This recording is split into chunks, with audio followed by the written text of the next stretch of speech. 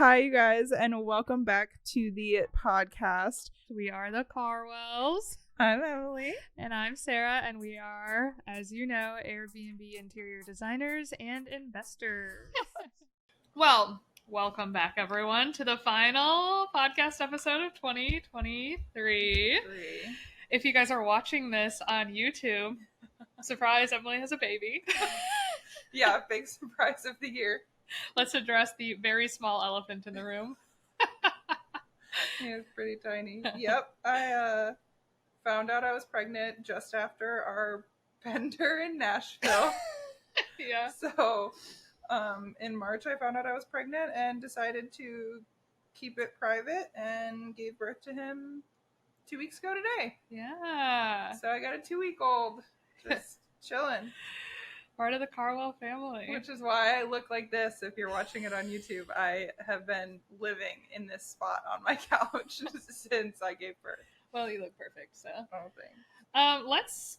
Let's just start the episode talking about that. Like, one, for those of you guys listening, Emily and I both were having little pregnancy scares at the same time.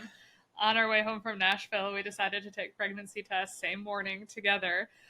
Emily's was positive, mine was negative. Which was selfish of you.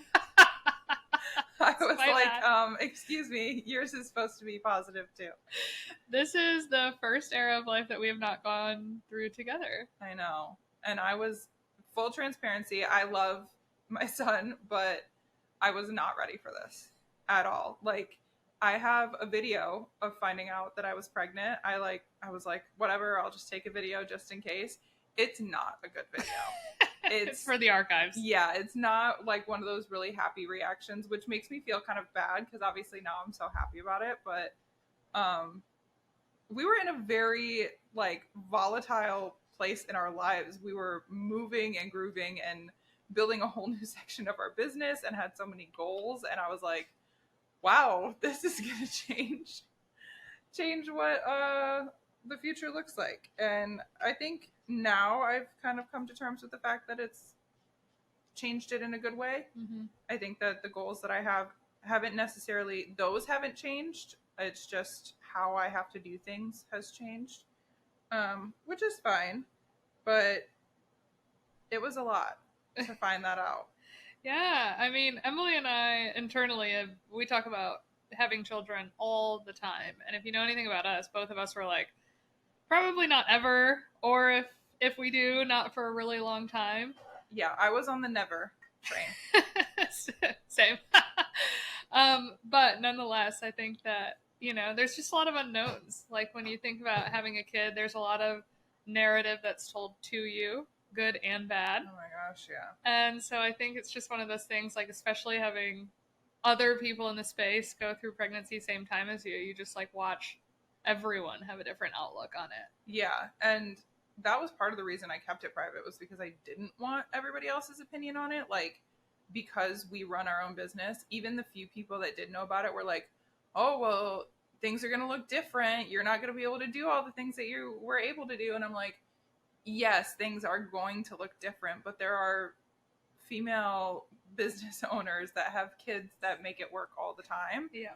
It's just a matter of figuring that out, which I think I'm going through the anxiety stage of understanding that I have to change things a little bit right now, because I like being in control of situations, and I don't get, like, right now I don't control when he's hungry. He's just hungry when he's hungry, and I have to stop what I'm doing. I swear he's only hungry when I'm about to eat or like go to the bathroom or something, so we're figuring out that timing. But I don't know, so I decided to keep it private. And then, like, I mean, Zoe's announced hers at this point. So being pregnant right along with Zoe, she was so excited and she had such a great pregnancy and she was thriving the whole time. And so it was a really different experience than what I had, because I was sick for the first 20 weeks. I lost 15 pounds because I was puking every day. And I was still trying to run our business and make it seem like I wasn't pregnant. And people laugh at me when I say this, I was mourning the life I thought I was going to have. Yeah. Because I thought I wasn't going to have kids, and Tyler and I were going to be able to travel and we were going to do all these things. And that still is possible. It's just a longer timeline to do all of that stuff now. And so I had not the best experience with pregnancy, I think. And I don't plan on having any other kids because I didn't have a good pregnancy, in my opinion. I know some women have it way worse, and like the physical aspect of it for them is way worse. I just didn't love being pregnant. Yeah. I love the results of the pregnancy, but the being pregnant part, yeah. not for me. Yeah. That's for sure. Yeah. Well, and I think we've had, I mean, so many people ask, like, oh my gosh, are you like worried about how it's going to impact your business? Are you, you know, so many questions around how a baby impacts your career specifically.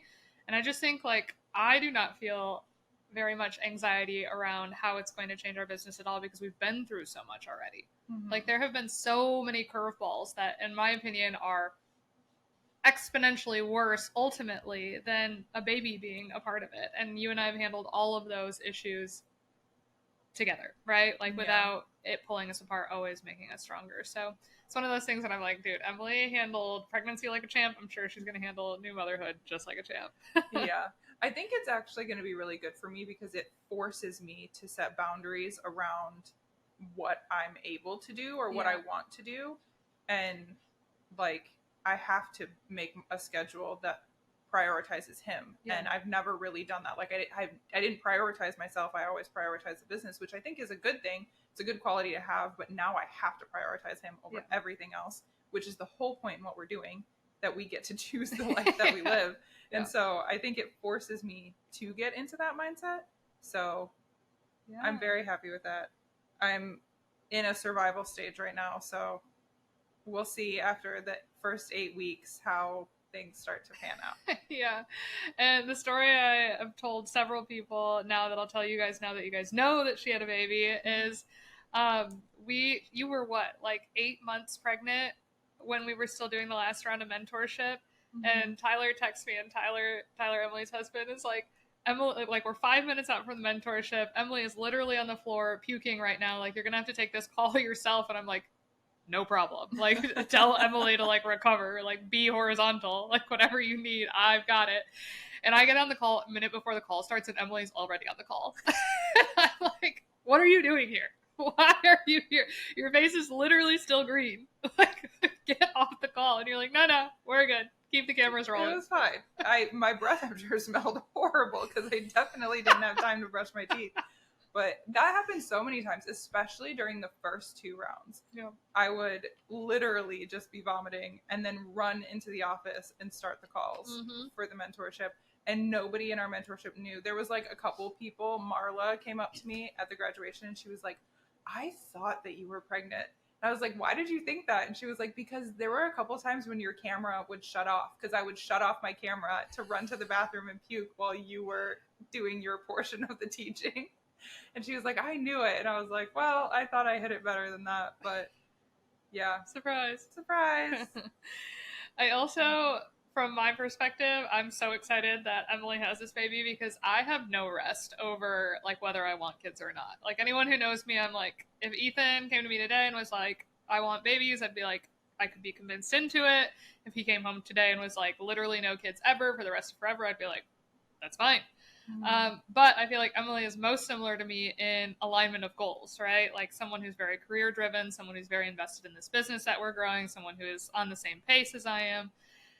And so I just don't feel like I've had anyone to look at that's like comparable, right? That's like really apples to apples, except for you and Zoe, right? Both of you are, you know, in this industry and always moving, always shaking, always trying to grow. And so I'm excited to watch you guys do it to really assess. Hopefully that gives me more clarity. Yeah.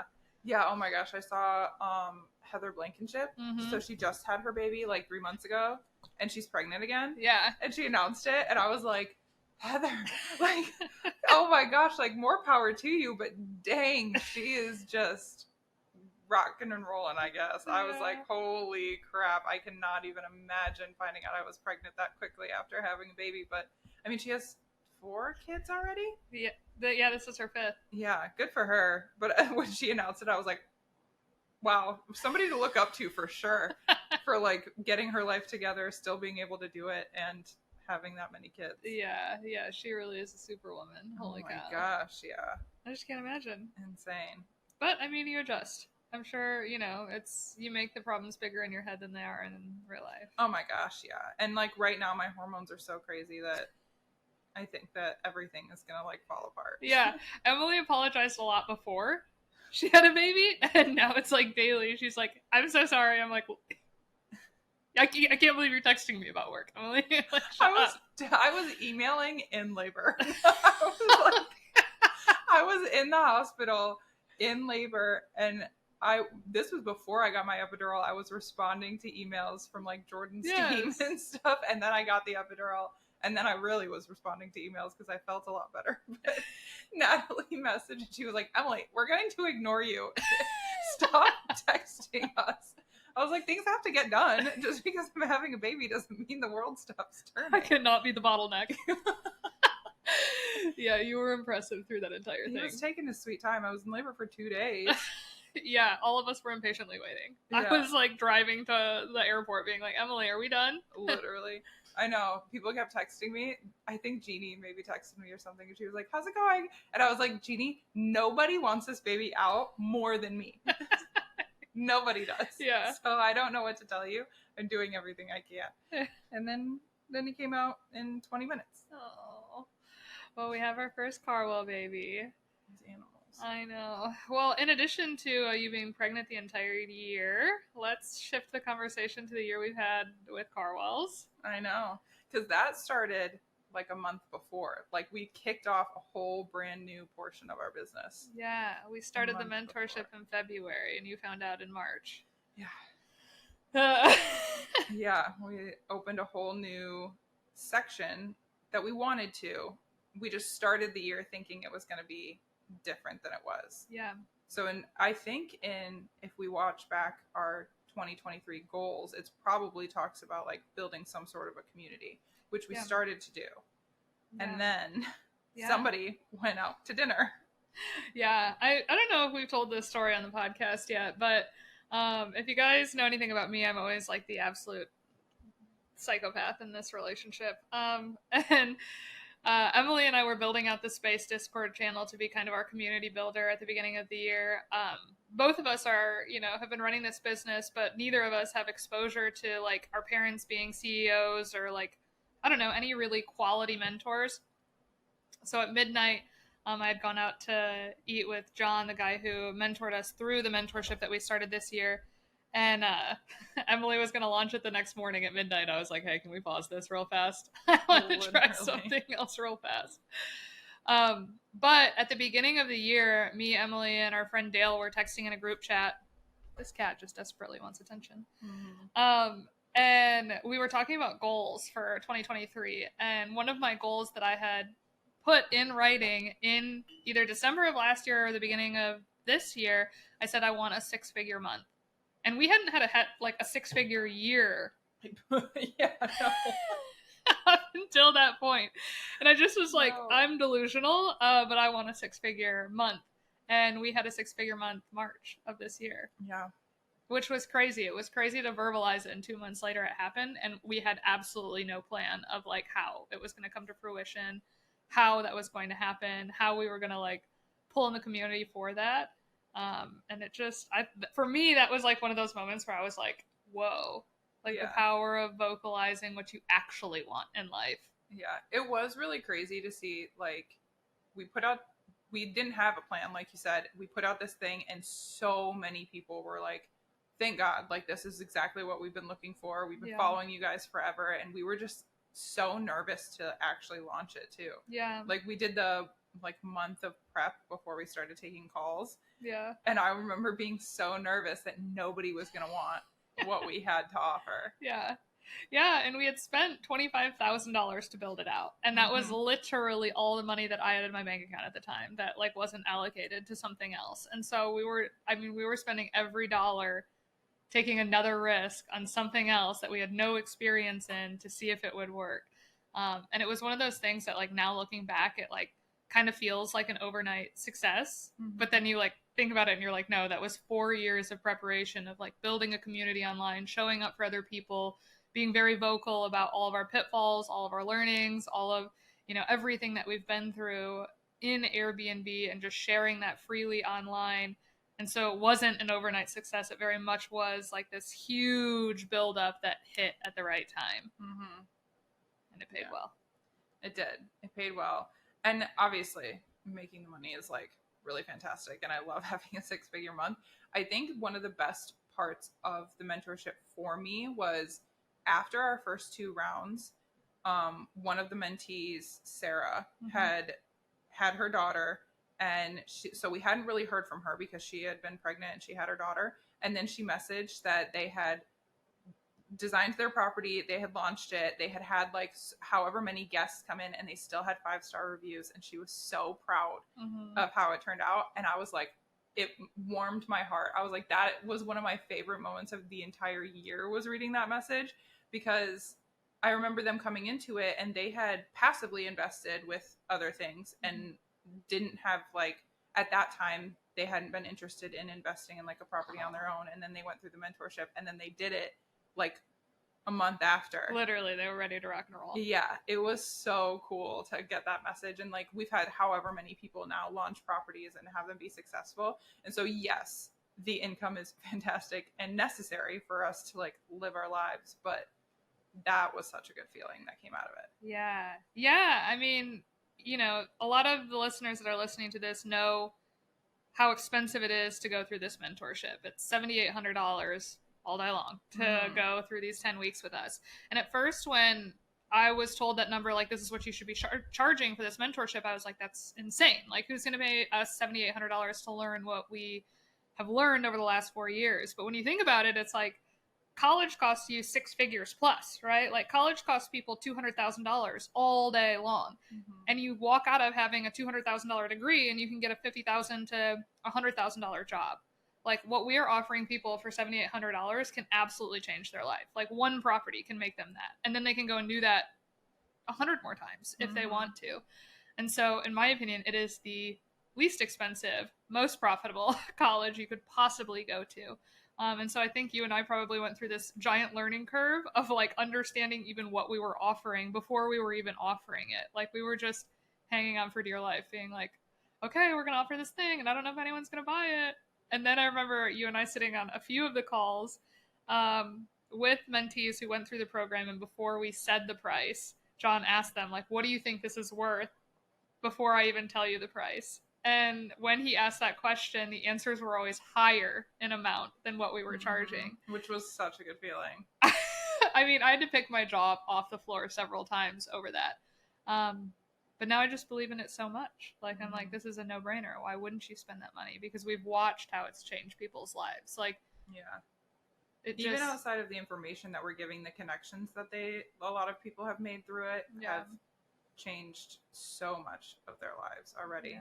And I think I went through this like imposter syndrome of, because we're still in it and we're still doing the thing that we're teaching to these people, it feels weird to be teaching it to them, because like, we still make mistakes and we're still learning from it. And so to be teaching other people about it and have like knowing that we're still in it, I had such a hard time like battling that.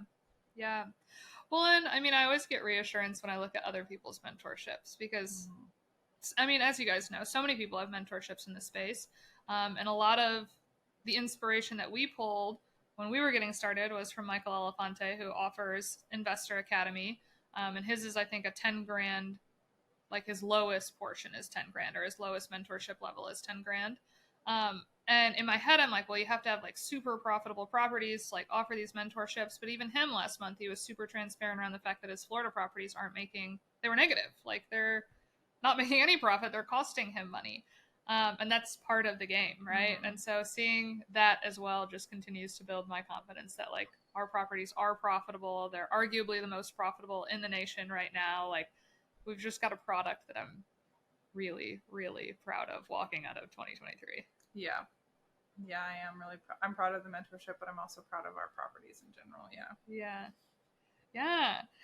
So this year specifically for you, I know that you obviously weren't expecting to get pregnant and have a baby, but the timing honestly couldn't have been more perfect for our careers as well, because you launched your first property and the mentorship this year, so our income jumped a lot. Yeah, thank God.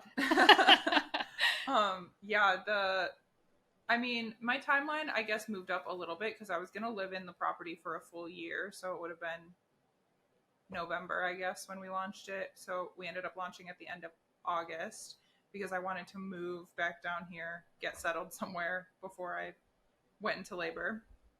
So we launched our property at the end of August, and we've been doing really well. The month of November was like kind of iffy, mostly because our lawn care guy, like all of these big expenses came in November, which is a little frustrating because it's also not the biggest travel month, I guess. Yeah, it's the slowest back half month. Yeah. And so I was like, okay, November, and it still wasn't bad. Yeah. We were not profitable because we had like a $500 lawn care fee because the guy didn't charge us for the entire summer. And so I had to pay that out of pocket, but outside, and I was living in it for most of the time that stuff happened. So I guess in my head, I'm like, it's not really out of pocket of the property itself.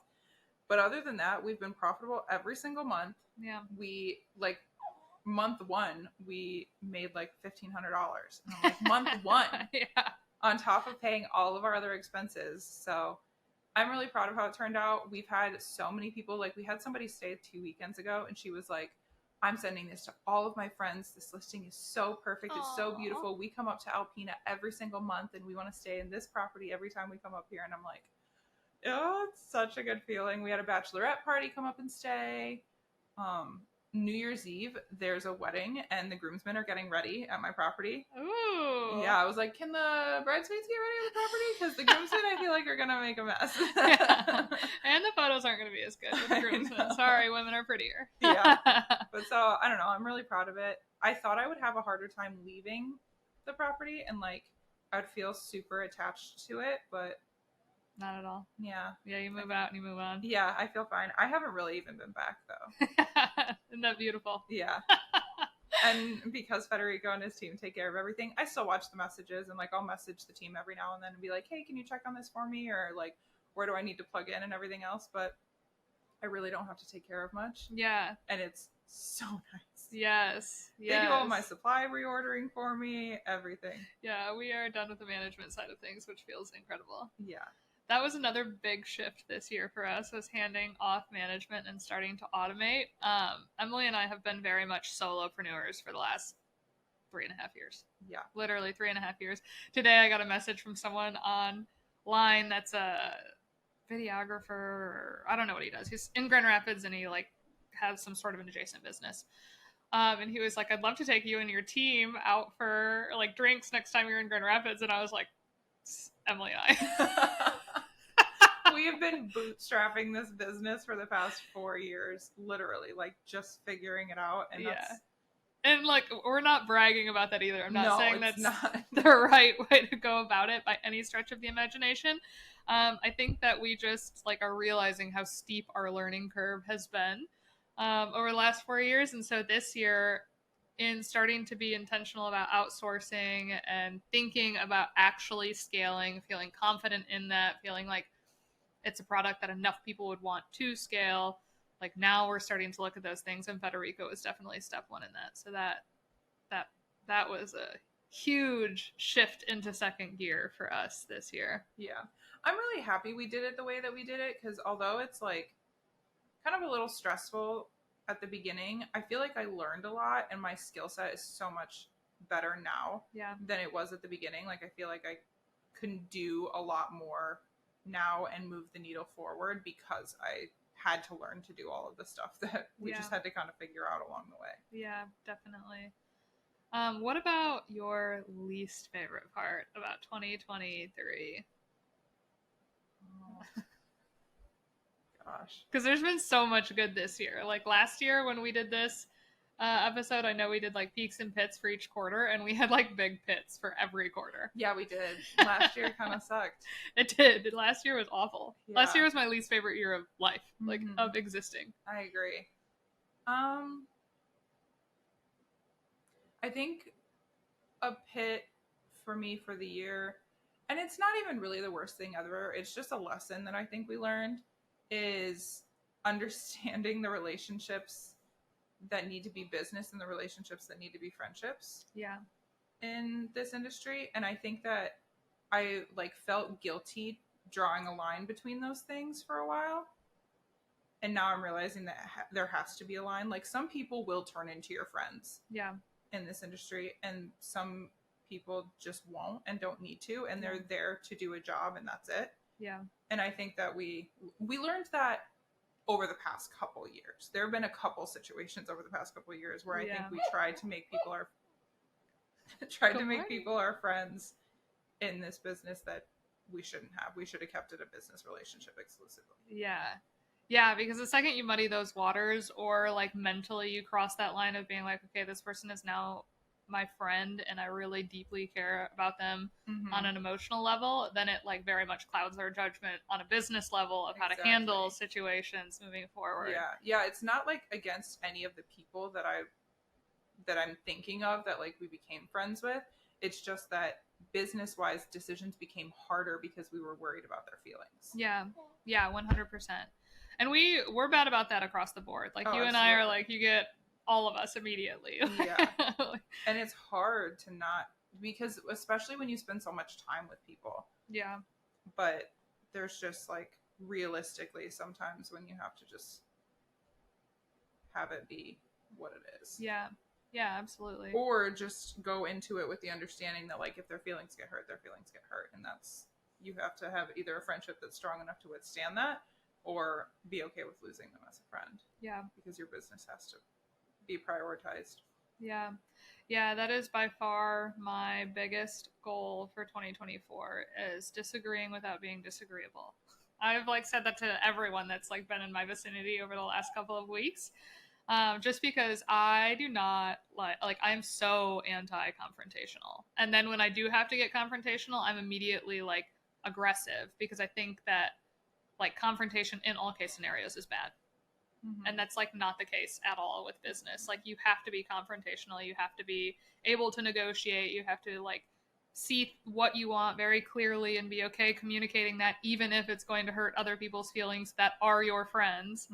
And so now I'm like, I told Ethan this in the airport yesterday. I was like, we need a process for anytime our nervous system reacts to something related to business that we don't agree with. Like I always say, when my body lights up red, like I know something's wrong, but I don't know exactly what it is yet. We need a process for navigating that. Like step one is to like throw it in a text message with you, or like step one is to like, where is my punching bag right out the gate, where I'm like just release all that is like making my nervous system fire, and then how do we actually handle it from a like non-emotional, very objective business standpoint. Not like immediately sending an email or a text to the person who's upsetting me that day. Yeah, that's I need to get better at that. I'm just so passionate. I have no separation between like Karwells and real life. Like this has been our baby for the last 4 years. That has been the top priority. And like, I mean, it is like a huge part of our lives.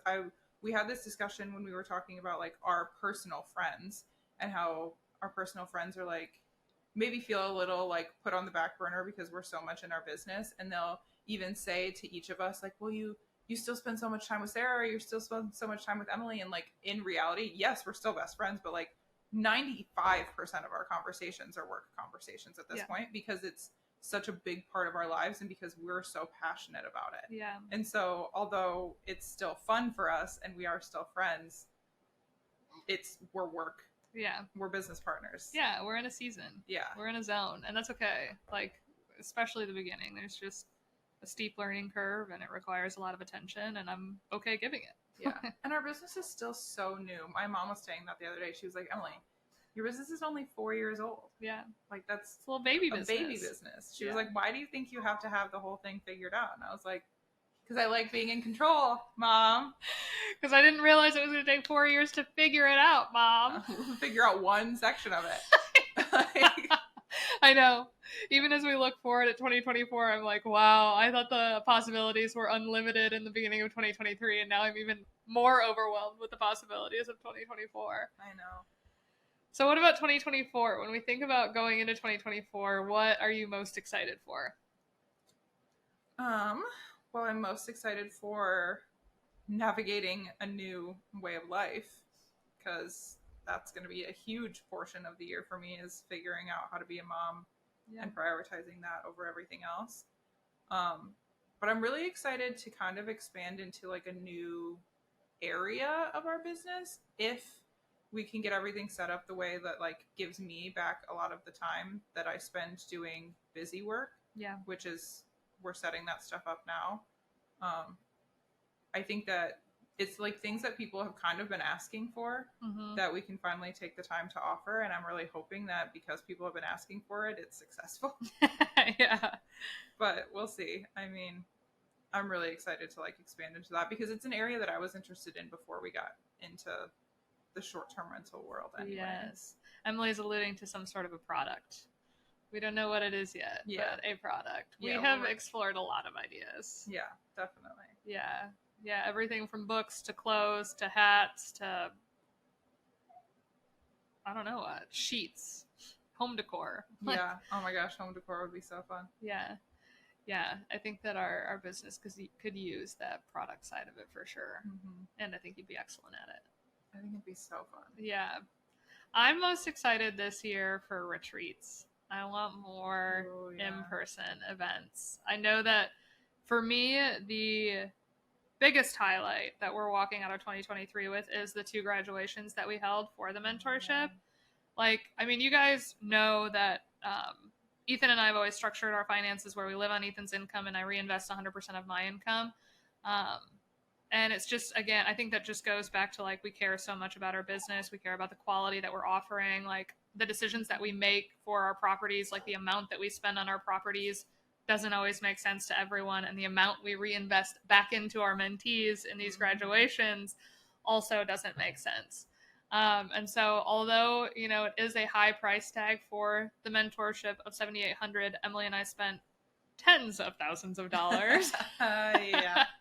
We did not set a solid budget for these graduations. And I didn't want to out the gate. Like I was so floored that people were excited to meet us, excited to go on this journey with us. They could see how what we have done in our lives could impact their lives, that I was like, I just want the community over the income, right? Like, I just want to offer that for people. And they were magical.